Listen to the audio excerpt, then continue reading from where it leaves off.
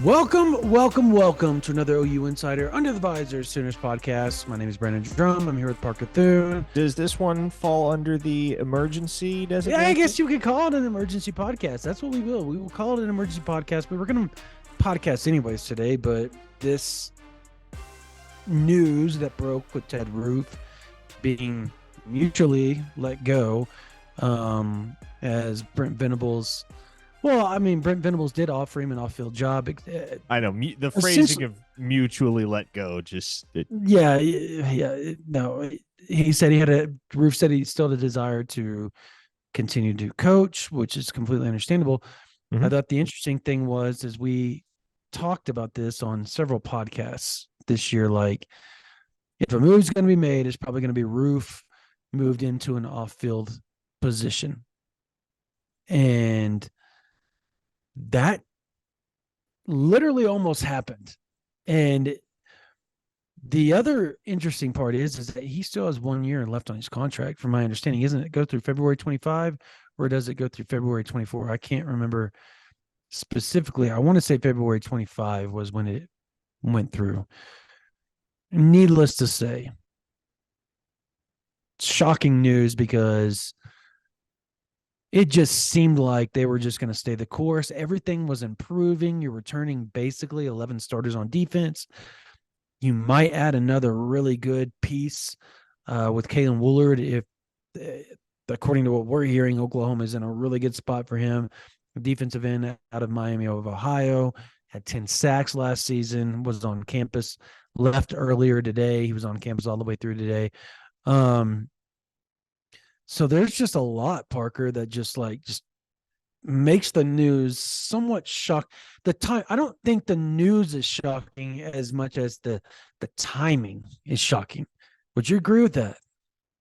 I would. I think that's what's surprising about this all is the timing. I mean, it's just shoot out of the blue on a Thursday afternoon. Boom. Yeah. Ted Roof is off the staff. Yes, the timing took me by surprise. The news itself, I mean, look, we talked about it. Ted Roof was a short-term stopgap at Oklahoma. I mean, he did what he came to do, which was serve as the defensive coordinator and the linebackers coach, a right-hand man to Brent Venables, as the Sooners kind of built the foundation for what the program will be under Venables' leadership. And it was a 1, 2, maybe 3-year commitment, and everybody kind of had that understanding. That's how long Roof was going to be here. If he had remained on staff with Oklahoma in any role, like let's say he'd accepted Venables' offer to move off field, I think he would have been gone one way or another after the 2024 season. I don't think he was ever, when you look at his coaching career as well, he's got a nomadic tendency, right? So not a guy that's really put down roots anywhere in the 3 decades plus that he's been coaching. So kind of got the sense that he wasn't going to be at Oklahoma for long, one way or another. He's out the door. You're not only looking for a new defensive coordinator now, but you're looking for a linebackers coach as well. Yeah. So with that said, here's the thing. I talked to some sources. I think some of the first things that gets brought up is, okay, Brandon Hall, right, was a good DC. Oh my gosh, he was a good DC at Troy, and then obviously was brought up as a safety coach at the University of Oklahoma.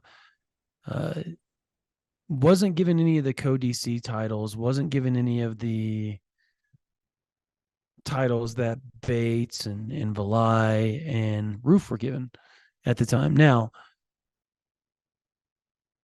he was also one of the last hires, and the backstory to that whole ordeal was he really and I just literally got a text from a coach at another P5 program as we're doing, just like across my screen, and I quote, I'm gonna pull my phone down here, pull my phone up here to read it, and it says, "If Brent Venables is smart, he promotes Brandon Hall to defensive coordinator. That dude is legit." And how ironic, we're talking about it in a P5. I'm just going to say it was a DB coach from a Power 5 program swipes across on my text saying, bam, just randomly. I haven't talked to the guy in probably months. And so that was interesting. So yeah, I like that idea. I like the idea of just giving the reins to Brent Hall. That said, I don't know if he wants it. And I say that I'm trying not to divulge too much here. I, I think he wants it, but I'm not sure like if he really like there's a lot that goes into that to be the DC at the University of Oklahoma, to be the guy that the media just pounds on left and right, right? Like there's a lot of pressure to that. So I can tell you this about Brandon Hall. The dude is legit. He's one of the smartest defensive minds on the staff. Outside of Brent Venables, you may not find somebody as smart as him across that whole staff, period, when it comes to defense. He's ran Brent Venables' defense. He was Brent Venables' student assistant at the University of Oklahoma in the late 90s, early 2000s. He became a grad assistant shortly afterwards. He was the right-hand man. He moved to Jacksonville State, then he moved to Auburn, then to Jacksonville State on staff, and then he became the defensive coordinator at Troy for 9 years and built a really solid program and a really solid defense there. Hang on. How long did you say he was at Troy? It was like 9 years, right? No, I don't think it was quite that long. He was only there. He was at Jacksonville State until 2018, I want to say. So I think he was only at Troy for 3 seasons. Was it Troy he was there for 9 years? Let me read Jacksonville you his State? bio. He Okay, read was it. okay. So after his Maybe he was in the South for 9 years. That's what I was told. He was in the South for 9 years. Yes, so that collectively, because between Auburn, Jacksonville State, Troy. That's what it was. yes, because he was at Oklahoma in 2011 as a defensive quality control coach.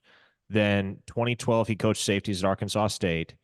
Then it was defensive QC at Auburn in 2013, Jacksonville State as DC from 2014 to 2017, and then 2018 through 2021 he was at Troy. And then he was so when they got to Troy, that program was just in shambles. And piece by piece, he built that defense. The year that he left, he became the interim head coach there. Yep. And on top of that, he had one of the better defenses in their conference. The following year, they were not only the best defense in the conference with everybody that he recruited and developed and all that type of stuff. So this guy knows what he's doing, and he's ran Brent Venables' defense for years. So like he understands it. He's been there. I think the one thing you got to look at is if you're him and you just kind of propped yourself up, from G5 to P5, I think that's kind of where you want to be. But that next step to be the defensive coordinator is a whole nother level when you are the University of Oklahoma's defensive coordinator. Like I said earlier, it's just Parker. It's an animal, dude. Like I felt sorry for Ted Roof a lot of times he walked in there and he would just give short answers because he knew if he kind of expounded on things, they would continue to go, okay, well, you said this. Now, what about this? And so it was just kind of like he was ready to get in, get out, because he knew he was going to get blasted for little things that he may not have had control over. So that's the part where I think if you're Brandon Hall, and I don't know this for a fact, if you're Brandon Hall, maybe you're kind of hesitant about it.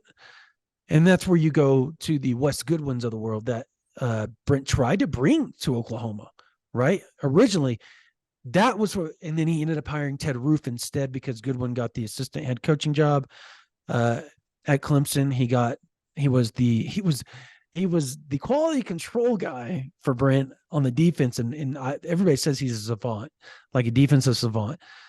And Brent tried to bring him in and make him the DC at the University of Oklahoma, the co-DC at the University of Oklahoma, and the linebackers coach. Well, what ended up happening was Todd Bates wanted that job. So Bates said, okay, well, I'm going to Oklahoma. And then everything was given to Wes Goodwin. Now, Parker, do you think it's crazy if Venables doesn't at least call Wes Goodwin and just check, kind of get a heat check on it? Well, I don't think it's crazy not to call Wes Goodwin because I think there are a ton of names that make sense. I think there are And enough names expound that on that. I think there are enough names that make sense that if we were to find out, oh, XYZ didn't get a call, regardless of who the hire is, still feel pretty confident that Oklahoma did their due diligence because when you've been in the game as long as Venables has, and you already have a coaching tree, maybe not in technicality, but you've had people that have worked with you and under you that have gone places, gone big places, done big things in the coaching ranks, then the options at your disposal are myriad. And that's what they will be for Venables in Oklahoma as they look to fill this vacancy. And if you're gonna promote from within, Hall and Bates obviously make a ton of sense. I think Jay Valai would make sense as well. But if you're gonna look for a guy with defensive play calling experience externally, again, there's so many guys that you can trace back to Venables. Whether that's somebody like Zach Alley, who's the defensive coordinator at Jacksonville State right now, only 29 years old, an up and comer. Brandon Moore, who played under Venables as a linebacker at Oklahoma, defensive end. I can't He recall. was a He played linebacker. defense. Okay, yeah. He was a linebacker. He played on the 2000 national championship team. Obviously, played for Venables, so there's a connection. He's the head coach out there at San Diego right now. James Skalski is somebody that I would say if you hire a defensive coordinator who isn't a linebackers coach is probably somebody that is at least is going to get the opportunity to interview for that linebackers coaching job because you talk to anybody involved with the linebackers at the University of Oklahoma, whether that be recruits or current players or other coaches on staff, anybody with firsthand knowledge of the way that linebacker room operates, they are so complimentary of James Skalski and everything that he has brought to that group since he joined the staff last spring as a graduate assistant.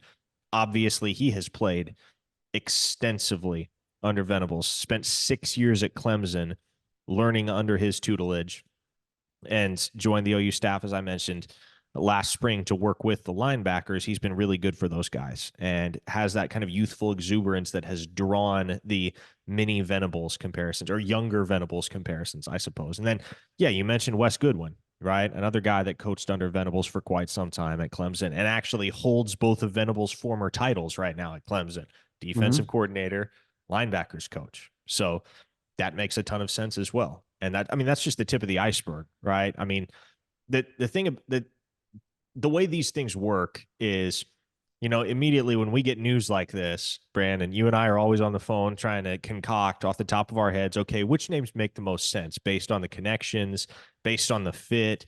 And it's generally not that hard to come up with a handful or a couple handfuls of names. But then as you continue to kind of parse it over the days that follow, you're like, oh, no, I didn't think about that guy. He makes a lot of sense. Oh, this guy's got a background with some of the staffers that are currently on staff, currently coaching at Oklahoma. And so I have no doubt that more names are on the short list that we haven't even thought of yet, because as we're sitting here recording, it's been less than 2 hours since Ted Roof's, well, I shouldn't say his dismissal. The mutual parting of ways between Oklahoma and Ted Roof was announced. So it's obviously still very fresh. But those right there are some names that, again, if you look at their coaching background, have ties to Venables and seem to make sense for what Oklahoma is going to need to bring in to replace Ted Roof. Yeah. So, and you didn't talk about Brian Odom, former linebackers coach. Obviously, he recruited Kip Lewis. He recruited Danny Stutzman. He recruited Kobe McKenzie to the University of Oklahoma. And there's probably some other guys that I'm missing off the top of my head, but I talked to a source very close to that situation, and essentially was told, look, it probably is not going to happen, but if it did, Coach Odom would be ecstatic and would jump on the first flight back, essentially because that would be a dream to come back and coach under Venables, which obviously he played under, obviously the other side of the ball, but he played under Venables and knows him and has a relationship with him. I think that's where a lot of that makes sense as well. So like there's a lot of really good options. And when you look back at on Coach Odom, when you look back at those Oklahoma defenses, right? Under the speed D and even Mike Stoops, you want to know the one position that always seemed to be good was linebacker. So like, You're not wrong. He developed Kenneth Murray into a superstar. Deshaun White under him was just a really, really good player. Remember Bugsy Bolton went from nothing to a superstardom essentially. So that was like, before Odom got there. Though. That was like 2018. That's right. That's right. That was when old handsome Bob was on staff. Yeah, that's Bob Diaco. Yeah, right. I always forget. Well, Bob Diaco that would be a good name to pop in there too. I mean, that guy can coach some defense as well. So can he? Are we convinced he can? I mean, oh yeah, you're a Nebraska guy, so that makes sense. At Nebraska, no, but he's like on the short list at LSU apparently as well. Did you see that? Well, he's on LSU's weird. Staff right now as the outside linebackers coach. To be honest, I couldn't even have told you that he was on staff at Nebraska. Me either, but seems like he's been everywhere under the sun the last decade. He's a lot like Kevin Steele and Ted Roof. They're kind of meanders as far as in the coaching world, right? Like they don't stay long where they're at. And I like Coach Roof, by the way. I thought he was a really good man. He recruited well. And he did what he was supposed to do at the University. His connections in the South helped OU tremendously on the recruiting trail. And I think that's something you also have to look at when you're trying to go after another guy to fill in that position. You need to find somebody. And one thing we haven't touched on is Brandon Hall was a linebackers coach all the way up to coaching at the University of Oklahoma. Would it make sense? I'm just throwing this out there. And I don't know if he would want to do this. I would bet he wouldn't, just because he's recruited so well at that safety position. And it's so deep now that if I'm him, I'd be like, I want to coach the guys that I've run. Like, that room is awesome now. So like, why would I want to give that up? But if they were to move him down to coach linebackers, you want to know who's available? TJ Rushing. He's coached safeties at Texas A&M. He's been one of the top recruiters in the nation. Pauls Valley's own. Pauls Valley's own has a home in Pauls Valley still that they go and stay in the summer when they have time off. His wife's from Pauls Valley. Her whole family is in the Norman, Pauls Valley, Purcell area, Wynnewood, all that area. And then on top of that, he's got relationships with a lot of the Oklahoma staff. So there is a lot to kind of compound there as well. And I have talked to sources on that side and said, look, if Oklahoma comes calling, that's it. That's the job for TJ Rushing. So that's something to just kind of file away. I don't know if Brent's going to go down that route and move B Hall down to linebackers, because I think what B Hall has done at the safety position has been amazing. And I don't think you want to rock the cradle a little bit, as much that, or shake the apple cart up that much right now, because you already have to fill that position. So I don't know. What's your thoughts on all this? Like, if you're Brent Venables right now, what is your first move and how would you attack this? Because I think that's something that I think the listeners would love to hear our thoughts on how we would attack it. Well, I think your first call is to Zach Arnett. I think that is what makes the most sense by far. I was told that's not happening. Okay, but that doesn't matter. It's not. But I was told that's not going to happen. If I am sitting in that seat But that's true. I'm You making are the call to different. Zach Arnett Yes. Yeah. because he is a very highly regarded linebackers coach and defensive coordinator. Really didn't get a fair shake at Mississippi State. Jeff Levy benefited from that, but Arnett's looking for a new employer. I would certainly gauge Zach Arnett's interest, and then I think from that point on, depending on his level of interest in the position, if you're just going on down the list, I really like the idea of bringing Brian Odom back.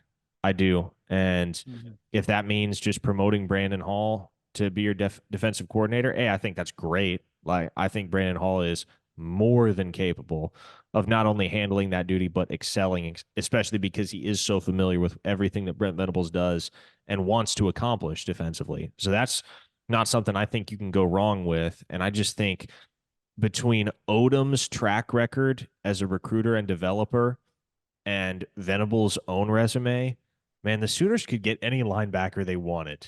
Legitimately, they could Yeah. get any linebacker they wanted between Brent Venables and Brian Odom. So that to me, is it the sexiest option? Maybe not, but that's how I would attack it. I would Yeah. see what Zach Arnett's up to, what he wants, if he'd be interested. And then from there, I think it starts with Brian Odom. Yeah. Okay. So for me, I would go Brandon Hall number one, and then Zach Arnett and Zach Alley. Those would be my 1, 2, 3. Right. Um, and if push comes to shove, and I'm with you. I think bring Brian Odom back to coach linebackers or promoting Skalski. I mean, either way, I think that is a great, great way to attack the situation. Um, or like I said earlier, you get Brandon Hall the job if he would move down to the linebackers coach and TJ Rushing could take that. I think you do that. I think there's a lot of different things, but I prefer leaving Brandon Hall at the safety spot and just letting him go from there. Um, you know, I think an interesting target that we haven't talked about would be Blake Baker. I don't know what his background is running multiple fronts, the way Brent Venables does. I think he's a good enough defensive coordinator that he could do a crash course into it and really pick up and understand the way Brent operates. But at the end of the day, I think Brandon Hall is the guy that's going to know how Brent's going to want the defense more than anybody else because he's been around it for 20 plus years, 20, 24, 25 years. So um, that's how I would attack it. And then obviously, if you could go get Zach Alley's got a connection, obviously, with Venables. Um, and it's kind of in a roundabout way, but they have a connection. And I I think on paper, if you ask the fans, though, I think they would say Wes Goodwin, just because of what he's done at Clemson, right? Running the same defense, right? And I don't know. But I also think that would. I don't know that you want to alienate those that are already on staff because you know Bates and Chavis and all those guys have already been down that road where Goodwin got promoted within, over them. I still think Todd Bates would be a good guy to throw in that position. I don't know if he really wants it, but I think he would be a good guy to throw in that position. I think, as you said, Venables has so many options with his long-term career and how revered he is in the world of college football on the defensive side of the ball. There's going to be a plethora of options, and not just options, like great options, because not only do you have Brent Venables, you have Oklahoma going to the SEC. Like, you compound those three things together, Parker, and it just makes that job just maybe the best outside of LSU. It's the best opening in college football right now, right? Biggest opening, maybe. Can you think of anything else outside of LSU's defensive side other than Oklahoma's defensive coordinator? Because Well, if I think Blake Baker Oklahoma's leaves, I'm sure the Missouri folks will be calling that the no, biggest no, no, vacancy no, in the guys. country. Sorry, I don't want to bust your bubble. It goes Oklahoma, LSU, and then everybody else. Like that. That's how it goes. Like that's them's the rules when you're blue bloods. So, and you got the money that those programs do, and the players, mind you. You're returning essentially 11 starters, Parker. Like that. Also, that's the fourth thing you look at if you're a defensive coordinator going, yeah, that looks really appetizing over there, right? Like, I don't know. But we're gonna have this thing covered full throttle for you guys on OU Insider. Do you have the hot list up already? The hot board is up. Yes. Hot board, yeah. The Okay. Do you have first the the hot board? first We already have version the of the hot board hot up. board is up It's up at on OU Insider. If you're a ouinsider.com. member, you can go read why, the explanation, all that. So there's other stuff on there that we haven't really talked about here. So the hot board's on there. We're gonna have it covered for you. We've got a lot of really good sources. We will be on top of this thing as best as we can. And usually we've been really, really good about these coaching changes and staying on top of all of it. To the transfer portal before we close this thing out. Oklahoma looks like they're about to go on a run, bro. They may Like very well go on a run. it looks like they're going to go on a run. I think over the next 10 days, it should be pretty fun for the University of Oklahoma as far as landing their targets. I think if I'm a betting man right now, Woolard, Tarquin, Casey Thompson, Yep. and then you never know with the running back Junkins that just popped in the Oh, portal. come on now. No, I think Come on no, now. look, no, hold on. I think it's a long shot. I wouldn't hold my breath. You like interrupted me before I could even get going. You and I both talked to a source that said that's a name that Oklahoma's been waiting on to pop in the portal for a month now. Like they've been waiting on it. So the problem is that he's a lot invested in how much NIL money he makes.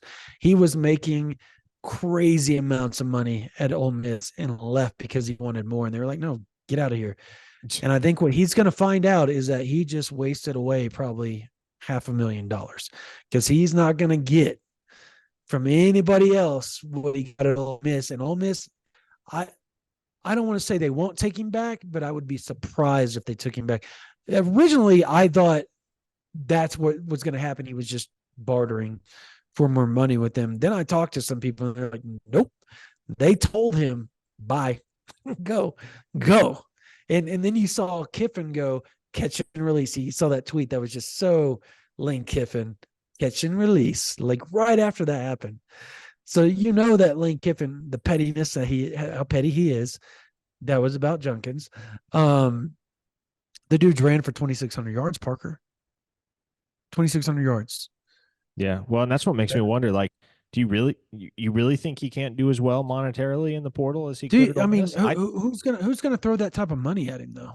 I guess For a maybe running A and back, M, for a running back that good, but it's a I don't running know back. who. The NFL doesn't even do that for running backs, Parker. Okay, sure. But again, like the NFL doesn't do that because you have to make a long-term commitment to those players if you're going to sign them to that type of contract. College foot, like Judkins has 2 years of eligibility.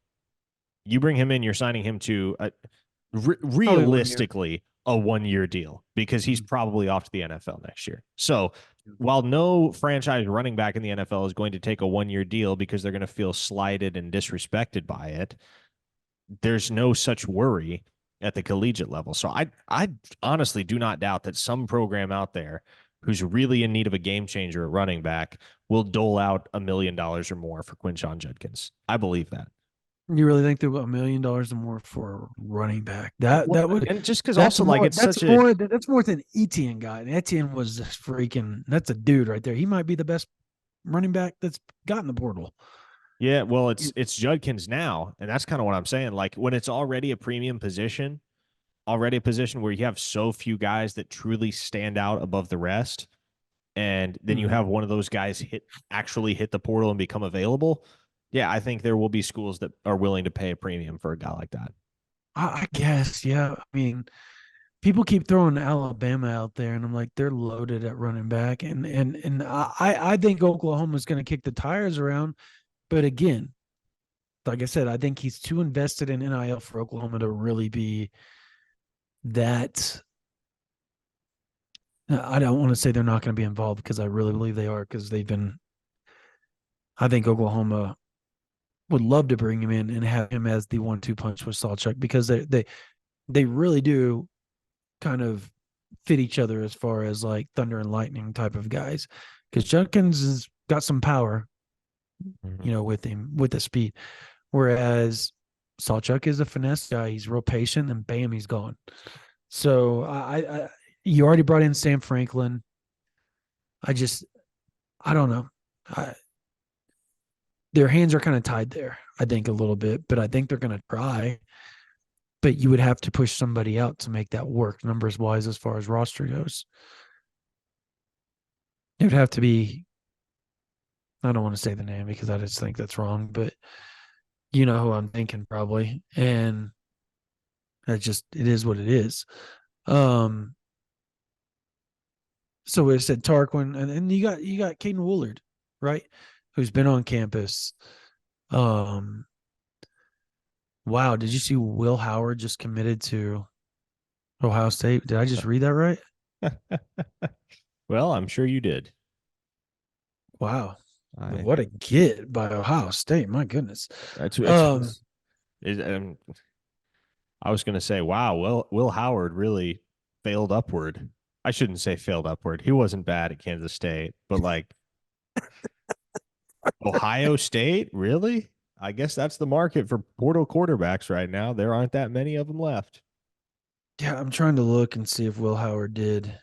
But yeah, I guess my point is that yeah, they're going to kick the tires around with Judkins, I guess, but just don't hold your breath, Sooners fans. Don't hold your breath. Yeah, he's going to Ohio State. The email was correct. So you got Tarquin, Casey Thompson. Who else did? Caden Woolard. Is there anybody else they're going to add? I honestly, I think they add another offensive lineman. Yeah, it's not entirely clear who that's going to be right now. Tarquin, you can pretty easily point to, say, okay, like that's a guy that Mom's is already got OU as her yeah, profile like pick. it's a matter of time. He's going to be a Sooner, right? But who the other guy is? I mean, might it be Armaj Reed Adams? Might it be Gulp Seth McLaughlin? It But could be a great. So the hate for him. Let me ask you this: like, he obviously is well thought of across the world of college football. Did he have a bad game? I guess. Like, everybody wants to say that, all the snaps are on him. Like, there's always two sides to that story. I do want to make that clear because the count could have been different that they called and the quarterback wasn't ready. There's so many things that could go into that, right? Like, you and I both know that. Like, there's a lot that goes into that. So just directly pointing the finger at him at a center that's been really good at Alabama, mind you. So, like, okay, maybe he had a bad game, but that doesn't make him a bad player. And if you're Oklahoma, you can get him, I'd do it. Now, the question now remains is what do you do with Everett and Bates? Or can McLaughlin move over to guard? Because I think he can if he plays center. He obviously can play guard. And maybe be a backup center to Everett. I don't know. I mean, do you just tell Bates wait another year and slide Everett to guard? See, I don't know. See, that's the great question, right? Like, there's a lot to juggle there. And I know OU's talked to him. So I know that for a fact, but I don't know how hard they've pushed for him because my understanding is Armaj Reed Adams and Lance Hurd are the two names that Oklahoma has really kind of dialed in on right now. And I find those two guys interesting because they're both maulers and they both fit the mold of the SEC when it comes to offensive line. Yep. And Armaj Reed Adams, his primary recruiter at Kansas when he committed there, was none other than Emmett Jones. And Emmett Jones's daughter went to school with him at DeSoto. According to what I was told, I spoke to a Kansas source, and The Kansas source told me this. He said, look, he entered the portal, and Kansas kind of talked to him after he entered the portal, and he says, I'm hearing from Oklahoma, Texas, Texas A&M. But the relationship with one Emmett Jones is very heavy, according to that Kansas source, like very, very heavily involved in that. And if Oklahoma wants him, he thinks, that source thinks, Oklahoma gets him. And they said that he's really, really good. And but I said, here's the problem, for Armars Reed Adams. Oklahoma's bringing in Fabici Nwawu, potentially Michael Tarquin. We think Michael Tarquin's going to be a Sooner if you follow his mom and everybody else on Twitter. It makes sense. Spencer Brown, right? You bring back Everett and Sexton. Who does he start over? Everett. Tarquin's playing guard, but Everett's a center. And that, Do you think Everett actually plays center? do you think Bates takes the spot for him? Or do you Yes. think that? Yes, I do. I think Bates starts at center next year. Okay. Then yeah, he starts over Everett probably. Yeah. I mean, which is a good problem to have because he was a freshman All-American. So yeah, that's a good problem to have, man. If I had to project it right now, and this will undoubtedly change, undoubtedly. Because they're going to add another player through the spring. We all know that's what's going to happen. They're going to lose, and they're going to add. Right now, if I had to project it out, I would say it is Jake Sexton at left tackle. Yep. Betsy Nwawu at left guard. Yep. Josh Bates at center. Okay. Tarquin at right guard. It's a good right guard. And then you have Spencer Brown at right tackle. It's a good offensive line. That went from to I think you're going to be all right, OU. I think you can be all right. All right. You could flip the guards. You could put Nwawu at right guard and Tarquin at left guard if that's how Bill Bedenbaugh wants to play things. I don't think it really matters. I think both those guys are going to be able to be capable of playing both guard spots. But I obviously think Jake Sexton is an awesome left tackle and somebody that Oklahoma is going to be able to rely on to protect Jackson Arnold's blind side. And I just think Bates is so nasty, man. He's going to be tough to deny at that center spot if he's healthy. Yeah. If he's healthy. Yeah, I think that's the key. So do you bring in, if you're Oklahoma, do you bring in Armaz Reed Adams? Or do you bring in Lance Hurd? Like, which one do you prefer? Armaz Reed Adams. I would rather have him than Zalance Hurd. I agree. I know everybody, the fans are going to go, y'all are crazy. He was but people understand why, right? Like, go watch Armaz Reed Adams film and then get back to us. That dude is an animal. Like, he's mean and he fits everything that Bill Bedenbaugh loves. He can play guard. He can play tackle. Like, you can move him everywhere and let that guy play.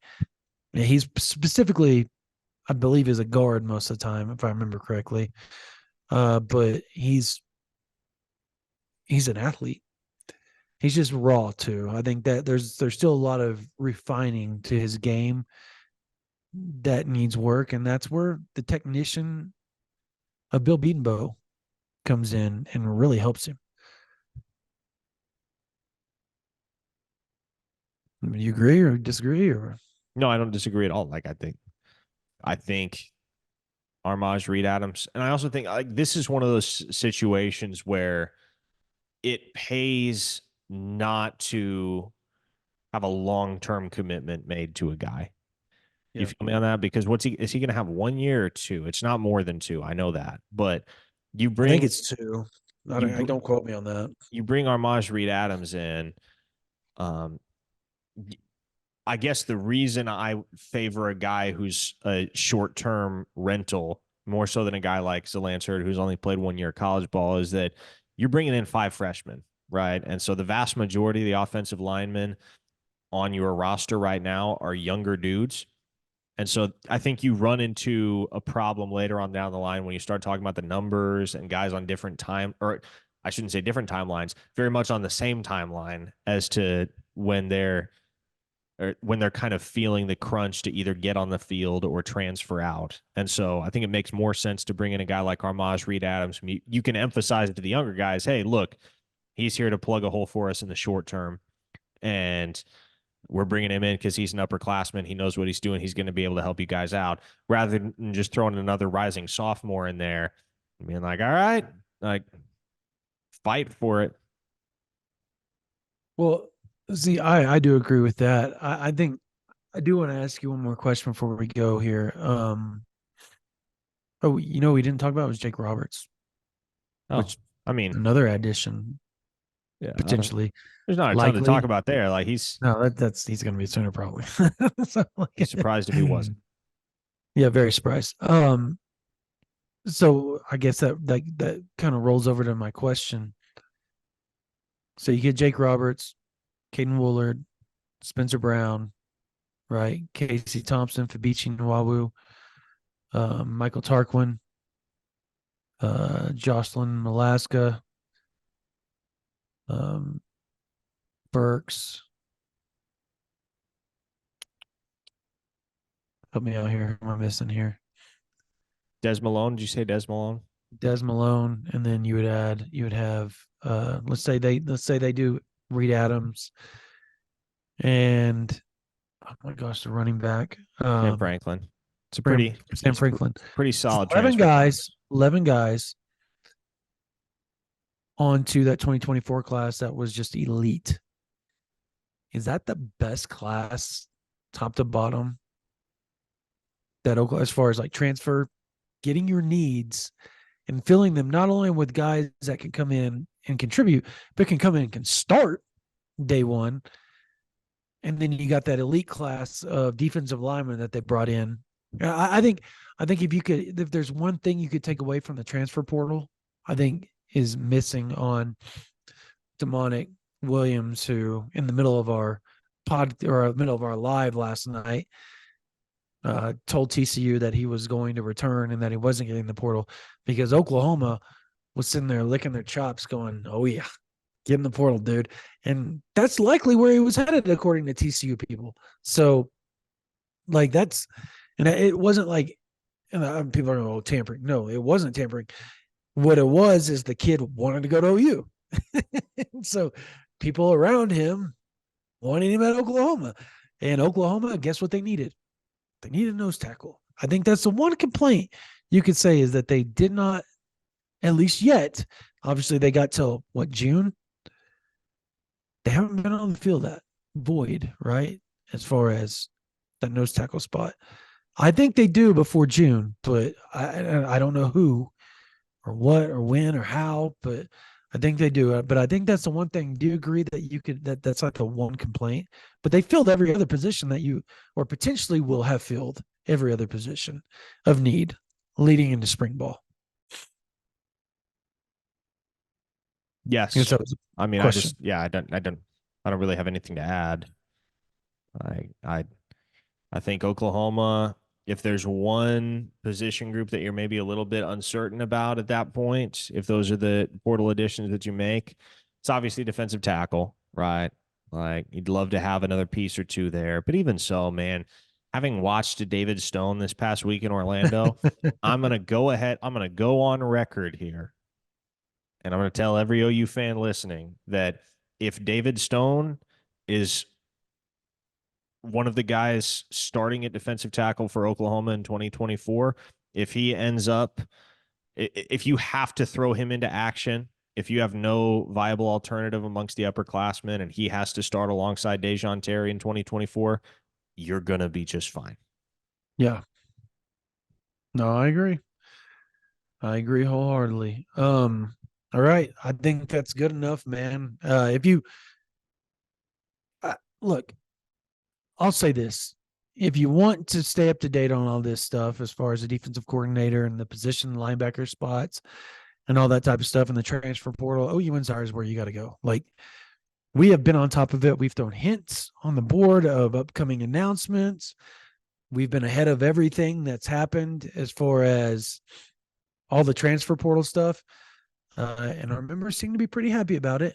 Like, I'm on vacation in Crested Butte, still working, Parker's in San Antonio. He's always working. He's at the All-American Combine and obviously the All-American game later on this weekend.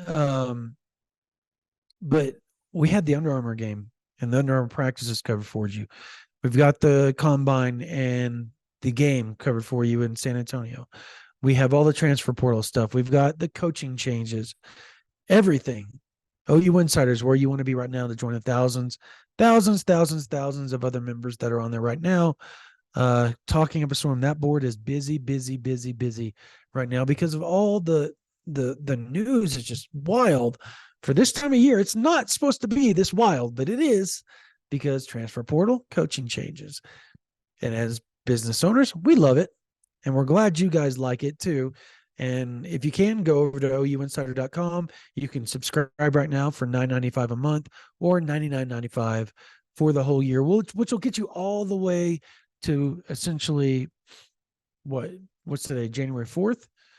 Get you all the way January 4th of 2025. I can't believe I just said those words, 2025. So you will get all of spring. You'll get the second National Signing Day, which Oklahoma's not going to do. You'll get all the coaching changes. You'll get the transfer portal stuff. You'll get the spring. There's a big junior day that's happening later this month. Massive junior day. Mind you, with 25 and 26, we're going to start throwing a list out here in a week or so of guys we got confirmed going to be there. And Oklahoma is already hot and heavy with one of the top 5 classes in the country in 2025. They have potential to have the number 1 class. They really do. Like, that's how good the state of Oklahoma is. So if you want to follow along with that, go to ouinsider.com, sign up, subscribe, join all the other OU fans that are on there. You can start your own thread. You can communicate with each other, do everything. We talk to you guys every day. We're on all those threads. We do chats. We do everything. So that's where it's at. And also subscribe right here to this YouTube channel. We're up to 14,300 subscribers. We're trying to get to 25,000 by the start of the inaugural SEC season. So we would love your help. We do this for you all, and we do this because you guys are such huge fans. Without you all, Parker and I don't have this type of job. So we feel blessed to be able to do this for you guys. All right. That's going to do it for this emergency podcast of the Under the Visor Sooners podcast. My name is Brandon Drum, Parker Thune. You guys have a blessed day.